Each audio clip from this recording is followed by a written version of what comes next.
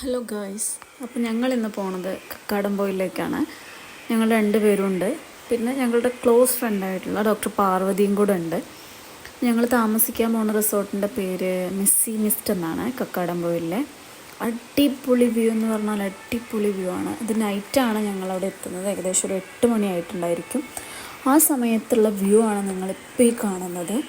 Private പൂളോട് കൂടിയിട്ടുള്ളൊരു വില്ലായിരുന്നു ഞങ്ങൾ select ചെയ്തിട്ടുണ്ടായിരുന്നത്. അതുകൊണ്ട് തന്നെ അത് അടിപൊളിയായിരുന്നു. നന്നായിട്ട് എക്സ്പീരിയൻസ് ചെയ്യാൻ പറ്റിയ പൂളല്ലാതെ നമുക്ക് ഒരു ഡിസ്റ്റർബൻസും ഒരു ഭാഗത്തൊന്നും ഉണ്ടായിരുന്നില്ല.